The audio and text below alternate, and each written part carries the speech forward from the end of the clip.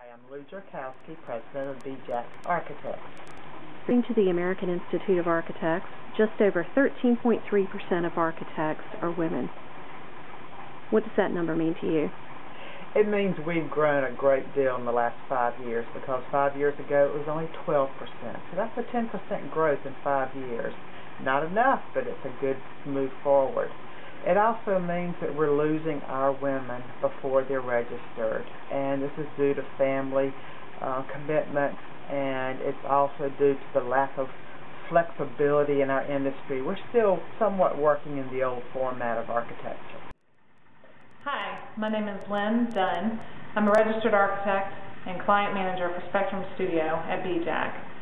I decided to be an architect when I was in 8th grade, and I guess you could say ignorance is bliss. I had no idea that it was a male-dominated field, and continued along my path of seeking education, registration, without knowing that women were in the minority. Since then, I've worked on several projects, some of which had no other female than myself, and other projects that had all women. In the end, I think a female personality is good for architecture because she can multitask very well. She usually is good at negotiating personalities, and in the end perseveres through all obstacles. That's why I like being an architect. 13.3%. That number is probably accurate in my experience dealing with registered architects, but I think that many women, including my wife who's an architect but not licensed, choose not to pursue licensure. However, they are active in the field. I work with a lot of women licensed and non-licensed architects, and I think there's a lot of talent out there, and I think that it would be a good idea to gather the next level of information to get a comprehensive picture of truly what the professional makeup is between males and females. But in my 15 years of practice, I have worked with many women architects, and I applaud them. What does 13.3% mean? I'm Jennifer Amster. I'm a partner at BJAC. 13.3% actually seems a little bit high sometimes here in North Carolina. We're still in the South, and we're still in a state with a lot of men in business.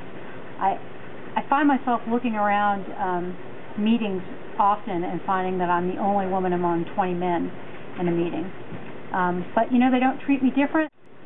I didn't go into architecture thinking about whether or not, you know, women did it or not. In fact, frankly, I got into architecture by accident.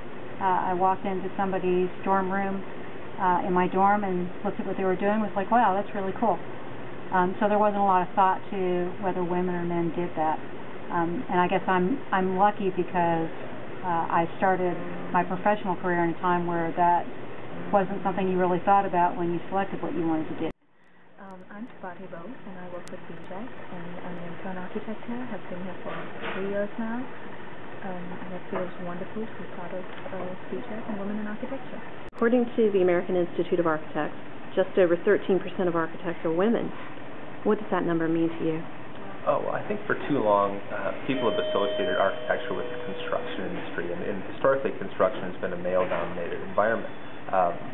In my experience, though, I think the collaboration between women and men and the diversity in the workforce is what brings more flavor to a project. I think if we have a single ethnicity and a single age group and a single gender working on a specific project, I think the project becomes very two-dimensional. Many different viewpoints in a project is what makes it ultimately successful. Hi, my name is Jane Johnson, and I'm an architect at BJAC in the healthcare studio. When I obtained my college degree and my license, only 3% of the architects were women. Now we're educating 50%, but knowing that we only have about 13.3 in the profession is a little disheartening. But I'm lucky enough to work in a firm that has almost 38 to 40% of its licensed architects are women, which is unusual and unique, and I'm happy about that. My name is Barbara Dokulu, and I'm an interior designer at BJAC. I have throughout my career, worked very closely with lots of architects, both men and women, and I was felt very inspired by those who chose this profession, especially women, because it's very involved and it just takes lots of time and effort and constant knowledge seeking. And me being professional and woman and mom, having family, certainly can appreciate the extra effort most women have to make strides, and I think that it's constantly pushing boundaries, and it just serves the architectural profession very well. I'm Linda Colkin. I'm the Director of Interior Design at BJAC. I've been involved as an interior designer working with interior architecture for almost 30 years. Unfortunately, I think that the way people really experience the building is mostly in the inside, and that the human factor really drives satisfaction in buildings. Hi, I'm Heidi. I'm an intern architect here at BJAC. I'm proud to be a woman in a male-dominated field, although when I was in architecture school, it was a lot closer to 50-50 males and females than I think it had been in the past. That, along with BJAC being so full of females and being woman-owned and run, makes me a lot less aware of the fact that I'm a minority, and I think my generation in general is a lot less concerned with it than maybe 10 or 15 years ago. So hopefully in the future architecture is a lot closer to 50-50 like it was in school, because we're all equal anyway and everyone's got great ideas to bring to the table and great skills to show.